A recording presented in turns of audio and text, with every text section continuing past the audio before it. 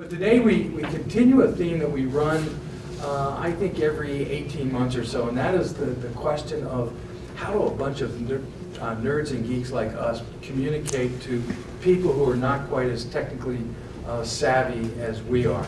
And of course, that involves not only our clients, but also the public that our clients have to deal with. So previously we've had Sean Otto come in talking about Fool Me Twice. We had Randy Olson come into the Technology Leadership Awards luncheon, who wrote the book Don't Sound Like a Scientist. Those of you remember, he went on to fame as a movie producer and had a good time with that. But today we've got Frank Pietrucha, who has a new book that is called Supercommunicator. See, I almost exploded that. Supercomputing is a big topic right now, and I constantly want to say that name with the book Supercomputing or something like that. But we're going to talk again from the perspective of how do you communicate complex ideas, and your bio and your, I believe it was your Amazon ad, talked about that kind of communicating to a non-scientific audience as a 21st skill, a 21st century skill. Correct. I thought that was a great way to do it. So excellent. Frank, welcome to Noblis. It's good to have you. Thank you. The floor is yours. Glad to be here. Thank you. Yes, I often get supercommunicator and supercomputer confused as well. I decided to write this book as I was finishing up a consulting assignment at NASA's Ames Research Center out in Silicon Valley. I was brought in by the CIO at Ames because he felt he was having some difficulty explaining the projects that he wanted to pursue. He was having a problem explaining them to the people here in DC at headquarters and people at Congress. Apparently, they didn't do a very good job of understanding, why we needed cloud computing, for example. NASA was probably the first government agency, a civilian agency, that had cloud computing.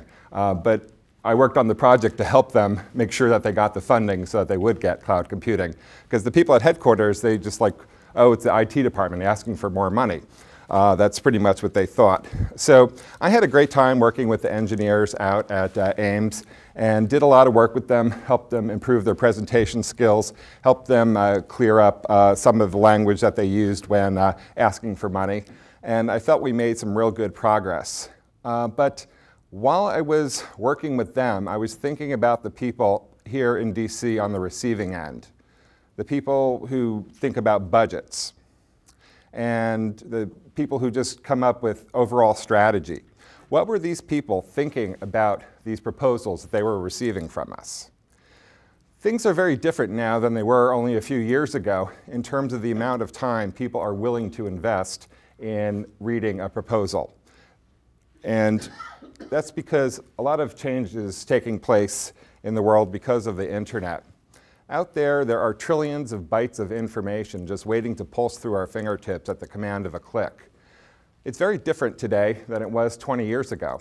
We have access to so much information, and we have gone from being a society where we were careful, deliberate readers, when we used to go to a library, get a book, and read in a linear fashion, chapter 1, chapter 2, chapter 3. We don't do that anymore. We power scan. We're like hungry predators looking for our next fix of data. We go to a website. If we don't see what we want in under a minute, boom, we're out of there, on to the next website. So if you're going to communicate in this new digital era, you have to be aware of these changes, and you have to understand that your audience has changed. They're probably not willing to spend as much time sifting through a technical document as they were a couple of decades ago. So as I was finishing up this assignment, I decided to write this book, and I went to my local espresso shop on Capitol Hill, and I announced, I'm writing this book on how to explain complicated issues. Met with great enthusiasm by the morning regulars, but there was this one guy, let's call him Bob, and Bob said to me, Frank, I hope in this book of yours you're going to include an explanation of the Higgs boson. And I looked at him and I said, Bob, what's up with you and the Higgs boson? And he explained, well, mind you, this is 2.5 years ago. I pick up the newspaper, I read it, and I know it's some sort of particle and it has something to do with physics, but that's about it. Now this is a science technical group. Wondering, by a show of hands, how many of you have heard of the Higgs boson? Okay, practically everybody here.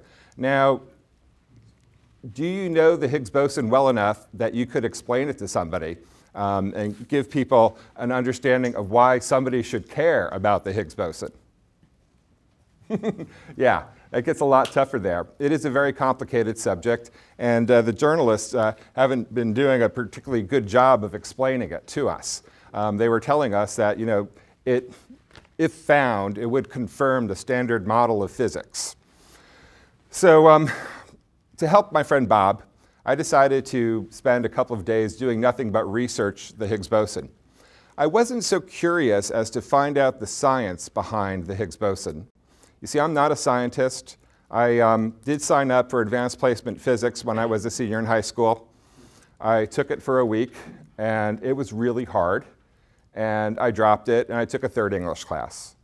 So when journalists are telling me that this is a huge, important discovery, that there are protons colliding here in this model of the Higgs boson, okay, this means nothing to me. Scientists were telling us this is an important discovery. It confirms the standard model of physics. And they're coming up, and on July 4th, 2012, at the CERN outside of Geneva, Switzerland, people were very excited because they believed they found the Higgs boson. And because of this, physicists were dancing in the street of Geneva. So this is what I read. Okay? That's not good enough. I want to know why I should care about the Higgs boson. If it's going to be in the newspaper every day, tell me something. Why should I care about it? So I did nothing but spend a couple of days going online, hopscotching from one website to the next, seeing if I could find out what the Higgs boson could mean to me. Ultimately, I stumbled on a video by a physicist who you may know by the name of Brian Greene.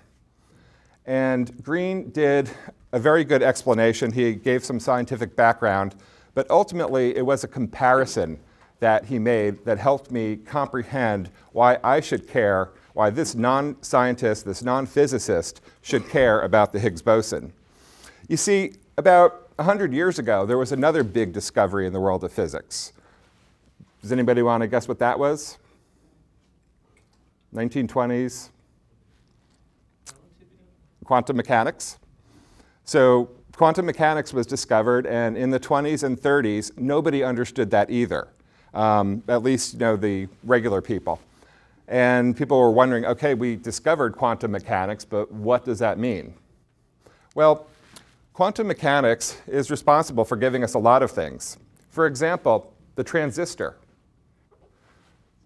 Without quantum mechanics, we would never have had the transistor radio. And that also means that these devices that we rely on so heavily to communicate, we wouldn't have any of that type of technology either. Nor would we have any great life-saving marvels that we got in the latter half of the century. Oh yeah, there was one other thing that quantum mechanics brought us. Yeah, atomic energy, brought to you by quantum mechanics. So I may not know the science behind the Higgs boson, but with this comparison to quantum mechanics, I could see that the Higgs boson has the potential of being really huge. I don't know anything about protons, photons, dark matter, so on and so forth, but I can see that the Higgs boson has the possibility, maybe it will do something, give us more than electronic goods, or maybe it will find a power source greater than atomic energy. I don't know, and a lot of people are trying to figure out what the applications are. But it is exciting, and the Higgs boson is a story that we should care about. So what Brian Greene did was he delivered meaning to me. He didn't go into the minutia and tell me about the science and things that, given my lack of background in physics, things that I couldn't understand. He gave me something to hold on to, something that was meaningful. I call people like Brian Greene supercommunicators. They are people who can take technobabble and turn it into language that real people understand. They're translators of sorts. They help bring meaning to complicated issues. So you're probably wondering, well, how can I be a supercommunicator? So I have a list of a couple of do's and don'ts if you're interested in pursuing this. One thing that's really up on tops is embracing new tools. With multimedia, there are so many exciting ways to explain complicated issues. The marriage of print with text and video and audio, it's all exciting. And it gives us a new platform, a new way to explore complicated issues. Supercommunicators also understand that they need to find different ways to reach their audience. They know that people have very short attention spans. They need to reach them. They need to reach them fast, and they need to hold on to them. Supercommunicators also know that people learn better when they feel that they're engaged in a conversation with a real human. Technology can tend to dehumanize communication. We need to bring that back. Now, there are some things that supercommunicators just don't do. And one thing is that they don't choke their audience with too much information. Scientists and technologists tend to get excited about things, and they tend to use a lot of facts and figures to support their claim, and at times that's very much needed. But when communicating to non-specialists, you really need to focus on the big idea and use facts and figures sparingly. Now, while supercommunicators have access to all these wonderful multimedia tools, it doesn't mean that they have thrown out everything that they've learned in English class in high school and college. To be a successful supercommunicator, you have to know how to develop content. And you need to make a story. You can't just go and use all sorts of new tools and expect technology to get you out of it. You still need to have the solid language skills and the content development skills. And lastly, supercommunicators really know their audience. And they know that if they're talking to the budget people one day and the technology people the next day and then the regulatory people next week, they can't just use one presentation. They need to tailor their presentations and their papers to their specific audiences. So I developed a process to help people get started on their way to being a supercommunicator. And this process starts with something that I call research. There are two kinds of research that I recommend starting with. The first research is audience research. Now, since this is a science tech organization, I'm wondering if anybody recognizes this individual on the screen.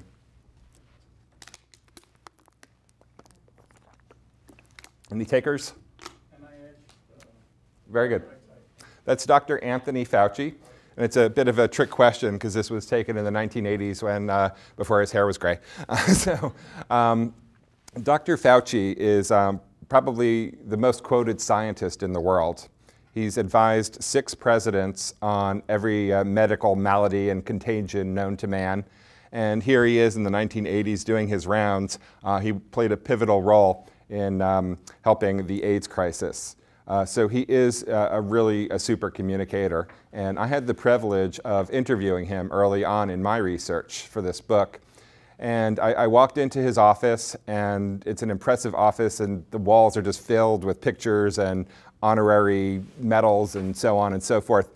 And I sat down at his desk, and I asked him, what is the single most important thing a communicator needs to know how to do? He looked me straight in the eye, and he said with a voice, you know, just this very commanding presence voice, and he said, "Know thy audience." I felt it was like Charlton Heston, you know, telling me one of the commandments. And, you know, I thought about that. Know thy audience. And that really is the foundation of any communication campaign. Scientists and technologists and other specialists tend to live in a bit of a bubble. We all focus on the people that we see on a daily basis. We spend so much time engrossed in our topic, we forget that other people don't necessarily need the same amount of information that we do or don't understand our specialized language. And I know it sounds like a very simple step, but if it is such a simple step, I'm wondering why I've been to so many boring presentations. So you really need to think before you put together a presentation about who it is that I'm talking to, who it is that I'm writing for, and give them what they want. And that is just, if you can take care of that, you're on your way to being a super communicator. It's such a huge issue. The other thing that I have under the research category is knowing your topic. And this probably isn't as much of an issue with this group, but a lot of people give presentations and write papers and they don't know what they're talking about, and it's really hard to explain something that you yourself don't understand. So moving on to the second step, which I call breaking it down. We have so much information we want to share with our audiences. And maybe you only have a half hour or 40 minutes to speak. And there are just so many things you want to say. You really have to cherry pick your content. And people tend to pick too much content and they tend to rush through it. And the big idea gets lost because people don't break down the information sufficiently. Also in this area, we'd like to talk a little bit about the difference between simplicity and clarity. Simplicity means that something is easy to understand. There are times when you do not need to explain everything to everybody. For example, in the Higgs boson example, do I need to understand the physics behind the Higgs boson to appreciate that it's important? No. So instead of trying to give me a crash course in physics, the journalists who were communicating that topic could have eliminated a lot of information and just got to the significance of it. It's turned out that since I've learned why the Higgs boson is important, I've actually started caring more about the science. And I'm starting to read articles and I'm like, oh yeah, this is beginning to make sense. But we have to consider that as we need to start simply with people and warm them up. Now there are times when simplicity does not work. You can't oversimplify everything in life, because then you can take away the meaning and the significance of it. And a super communicator knows when to simplify and when to clarify. An example of this would be a great company that I had the opportunity to talk to called SOS International down in North Carolina. At SOS, they do a great job of training people to work on this nation's power grid. Now that's a pretty difficult job to understand how the power grid works. You have to understand the science behind electricity. You have to understand engineering and technology, how the energy is physically moved. And you have to understand a lot of regulatory issues because you just can't move electricity around without laws getting stumbled on. So the people that SOS International trains, they have to know everything. They can't skip a step. You just can't not explain to them this one part of the process because it's too hard. In which case, you have to do a better job of clarifying your content. And by clarifying, I mean making it clearer, making it more lucid. So in this case, SOS, one of the techniques that they use is they just start out very simply. One day people come to class and they'll work on something that isn't too much of a challenge for the people. Then they gradually add on kind of like a building block approach. So ultimately, their students climb to the top of the mountain, but they don't realize it was such an arduous trek. Also, with regard to being clear, one thing that I noticed, especially working at NASA, was how much people love jargon and acronyms.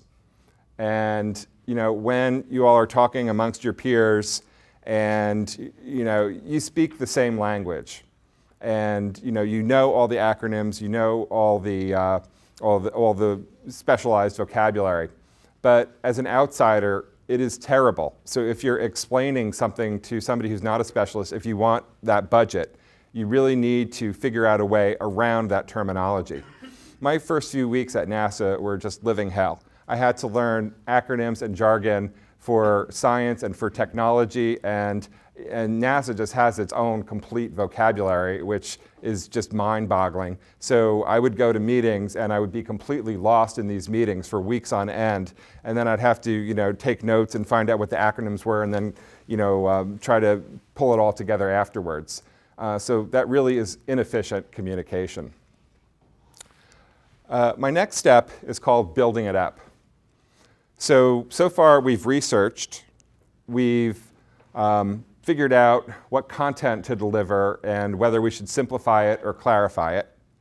Now we get to package it. We get to form it into a communication product. And this can be very exciting, and this is where I go back to the discussion of multimedia and all the exciting things that are happening out there. With the computer, we have all sorts of ways of embedding video and using different tools to help people become more excited, more interested in our topic. One thing that you should be aware of if you're communicating a complicated topic these days is the nature of visual communication. Now, with all this information that's being hurled at us, we have so much more information than we ever had before. Our brains are simply overwhelmed. And when we read, we just don't have the time, we just don't have the mental capacity to sit down and be the readers we were 20 years ago. And we're reverting almost to a more primitive self in order to deal with all this information. You see, the written word has only been around for 4,000 years. Our first infographic came out about 40,000 years ago. I'm talking about cave drawings. We've been communicating visually for 40,000 years. So naturally, we are more drawn to the visual image. You hear some people are visual learners. Well, that's a myth. We all are visual learners. And in this era of overabundant information, visuals are really helping us bring in audiences. The infographic is a great way to communicate complicated issues in this matter, especially if you're dealing with the general population on a topic. I showed you this infographic before, and I don't know what happened there. Okay. And my idea with this is that it grabs your attention. So if you're buried in your laptop or something, and then you see this crazy picture of this woman cut in half, and well, what is she? And oh, she's like half normal woman, half super woman, and so it grabs your attention. Now, this is specifically designed for a presentation. If you were to log on to the LA Times on May 1st, you would have seen this version. And this is for print and for web distribution, where I'm not talking through the points. I don't expect you to be able to read all of the points very easily, because that's not the format that this was designed for. But this type of visual communication, if you're looking at the LA Times website and there's all sorts of different stories, and your eye is just trying to find a place to focus, and then you see this crazy picture, hopefully your eye goes there and you read the content. And hopefully you get a sense of what a supercommunicator is. So I'm a big fan of infographics, but by and large, just visual communication in general. Now, as a scientific technical organization, have you guys done anything with data visualization?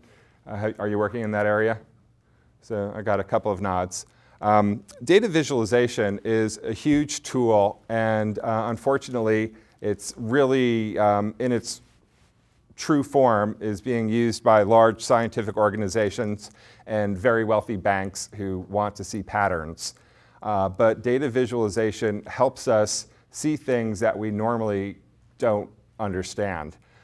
This is a photo of a theater at NASA's Goddard Space Flight Center.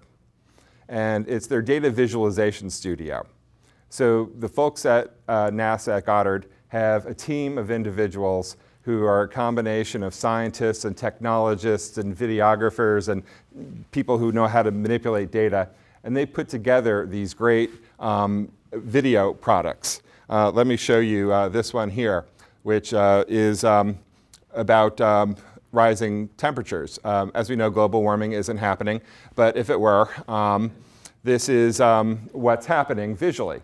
So you could explain to a non-believer, we have data that suggests that the planet is warming up, but when you produce something like this and you see how the temperatures are rising and how they're projected to rise, maybe that will just spark some sort of attention with your non-believer.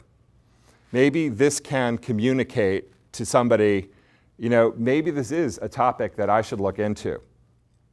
My point with this whole build it up section is that we need to explore new tools and find new ways. We still need to be solid communicators. The core basics never change, but we need to look at other tools like this. I mean, something like this costs a fortune to produce, and it's out of reach of a lot of communicators at this point, but that will change over time. Thinking more visually, and how can I tell a story in a way that's different than the regular print story or the regular presentation. Now, our last step is, let me go back, something that I call showtime. And so we've done the research, we know what our content is, we figured out how to present the content. What we're going to do now is try to put a human face on the content. With all that data out there, people feel so disenfranchised, so disconnected from technology and science. They find it intimidating. They hear about things like nanotechnology, synthetic biology, artificial intelligence, and they shut down. It sounds so alien to them. They're afraid of it. The only way to really get them involved is to have some sort of emotion, some sort of human connection. So my final step is to figure out a way to make it more human. Now, when people hear, be human, they think of, being wild and crazy and, just throwing all professionalism out the window. That's not what I'm suggesting. I'm suggesting that you find a way to connect with your audience and to make that big, frightening topic something that appeals to real humans. So since this presentation started, I told you about my work at NASA. I told you that I go to a coffee shop. You've met some of the people that I've met along my journey of writing this book. So it's been somewhat of a human experience. It's just not about data. And hopefully that has engaged you in the process of being a super communicator. Well, I recommend doing the same thing when you're communicating science and technology, about finding a human connection, making it real to people, and showing people what it means. Well, I'd like to thank you for your time and remind you that you shouldn't just communicate, you should super communicate. So, thank you. Sure. Questions on the floor? Anybody want to challenge Frank with a particular story? Thanks.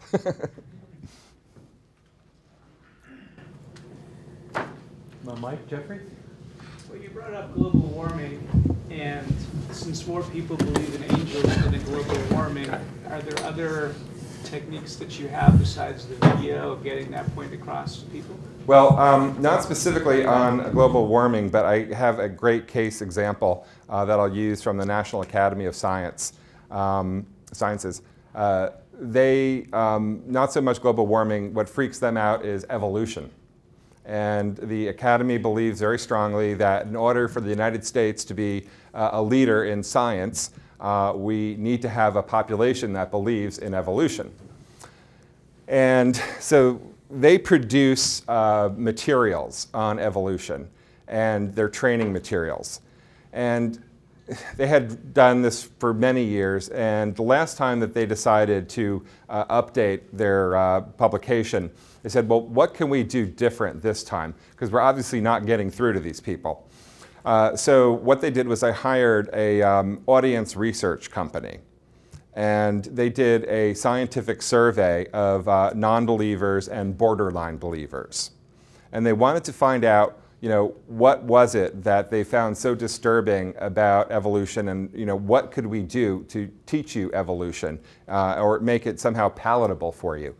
And what they found was that the borderline and non-believers did not like Darwin's little brown finches. As you know, the brown finches on the Galapagos versus the finches on mainland South America, that's the example that we all were given when we learned about evolution. Well, for whatever reason, the non-believers, the borderline believers, just didn't like finches. So they changed the argument, and they asked the survey respondents, well, what about dolphins? What about mammals that started out on land and then became sea mammals and grew fins and things like that? And for some reason, the audience research went crazy, and people really connected with porpoises. And so from that point on, they changed their discussion. So if you're talking something as big as climate change or evolution, something like data visualization can help, but it's also a question of getting to the root of the disbelief. And the Academy has no feeling that they're going to get everybody on board. But they felt that there were enough people who were borderline, like, yeah, this is what I was taught, that, the world is only 4,000 years old, and, so evolution's not possible. But then I hear these arguments. So that was the group they were going after. And so they were able to change the discussion that way. Okay? Yes, sir? What are some of your favorite techniques for doing audience research? For audience research, it depends on the audience. For a smaller group of audience, it's really so much easier these days than it ever was. If you can get the names of the people who will be reading your report or sitting in your audience, just go online. LinkedIn is just phenomenal. How much information you can get. You can see if somebody went to MIT, or if they went to a community college, or if they are a technologist, or a lawyer, or you can just learn so much from social media and all other websites. So that's one technique. When I was producing conferences, I used to work for a company where we would charge people money to come and attend a conference for a day and a half on a given topic. And what we would do, and this is, I started this before the internet, we would just pick up the phone and do a survey ourselves, a casual, well, we think this is, we're doing a marketing conference, so let me call this marketing manager at Procter & Gamble and find out what he thinks about this topic. And, and then from that, if you called 30, 40 people, you would have enough information at that point to decide whether you had a decent conference and how you should shape that conference.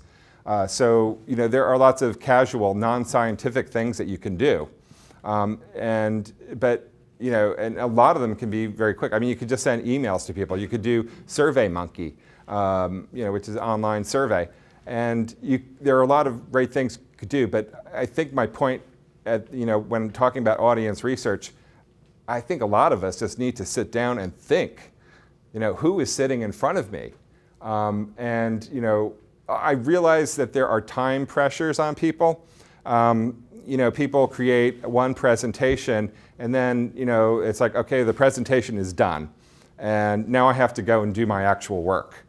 That can be dangerous, because that's, if you don't, you can use bits and pieces of presentations to fold into other presentations, but I think you really have to come from a starting point where, okay, who are these people and what do they need from me?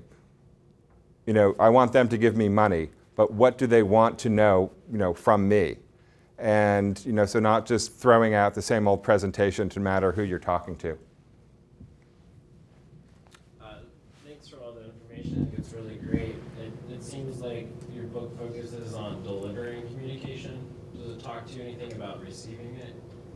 Any tips to, I guess, be better prepared to listen to something that's really complicated? That's a good point, but it is mostly on delivering. So maybe I'll look at that in the future. Thank you. Yes?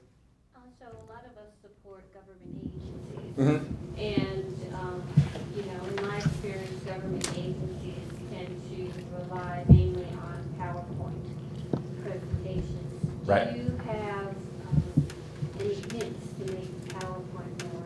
Well, I could talk to you for a whole day on PowerPoint presentations. Okay. Well, this presentation is in Keynote, which I like a lot more than PowerPoint. Keynote is an Apple product. And if you'll notice, there were no bullet points here. There were no data dumps. They were visuals that were hopefully designed to keep your attention and to complement my words. So you should never do a PowerPoint which is just intended to be read, as if people are going in and then they start reading your document. Or the worst thing you could do is you start reading the document for them. There is a professor at Yale. He's retired now, but his name is Edward Tufte. Does that name ring a bell for people here? He wrote a 30-some-odd page essay bashing NASA for its overuse of PowerPoint. And I will attest to it, they do overuse PowerPoint. And they did a whole report on one of the space shuttle disasters. And Tufte was able to show how they trivialized information by putting it in bullet points. So, no bullet points. If you're going to design a deck that is intended to be a leave behind, then that has to be different than the deck you present with.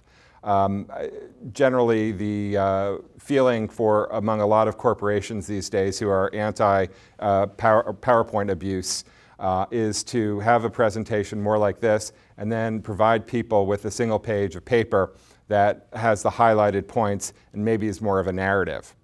Now, there's nothing inherently wrong with PowerPoint. I don't mean Microsoft any ill manner. I just think that it kind of leads people in the wrong direction, and it kind of makes a process. It becomes easier for us as presenters. It becomes a crutch. And so we're like, okay, I need a slide on this topic, and this is what I'm going to do. Now, that doesn't work. So I don't know if I gave you enough information there, but at least enough to get started. But it's in the book. Okay, great. Okay? Yeah, do you have advice on handling mixed audiences where some folks are technical and some aren't, in a way that's not condescending or patronizing to the folks who do know exactly what you're talking about, but is still clear to those who don't? Yeah, and that's, I'm glad you used that word condescending, because it's, sometimes you go into a presentation and it's completely over your head, and then sometimes you go in and you feel like people are talking down to you, and either way it doesn't work. It's tricky to work with multiple audiences. I mean, the best thing to do is to see if you can split them up. But if you can't do that, maybe you can meet with the group ahead of time to give them background, or maybe you can provide a background document, give it to them ahead of time so that they're coming in with a little bit more information. Yeah, it can be difficult if you're, working with that. So there are just, a couple of fine-tuning points, but try to break them up. But I know that's not always possible in the world of business. Is there a question over here? Yeah. You speak to in your book tips for conducting or communicating, being a supercommunicator using WebEx or through that medium. That presents a lot of challenges. Yes, it does. Then this setting, if you were to do this setting with an all-online audience, it would be very different than a room audience. So just wondering if you talked to that before. No, I didn't get to that. The book is 272 pages, and I was told not to make it any longer. So, but yeah, it's a topic that you could go on for. Yeah, it's and the technology is scary. I had there was a technical glitch. I gave a webinar out of London last week, and I had a technical glitch, and oh God, my presentation wouldn't load, and so I had to do a whole hour without any type of crutch. And somehow I survived, and it came out pretty well, actually. But yeah, these days, it's, you have to think so many different ways and how your audience is receiving the information. But definitely, if you're doing a webinar, try to have fewer slides rather than more. Over the course of 45 minutes, a dozen slides should do. So, I would have fewer slides than I would for this presentation today. And be prepared, like I said, to go autopilot. I mean, yeah. Fly manually if you have to, without any visual cues. Yeah, I was like, oh crap. Last question? Frank, thanks so much for coming over. We appreciate it. Well, thank you. Can you sign a few books? Sure. Okay, we have your very own Noblis pen for you to excellent. send, and okay. thanks again for coming. Well, thank you. All right. Appreciate it.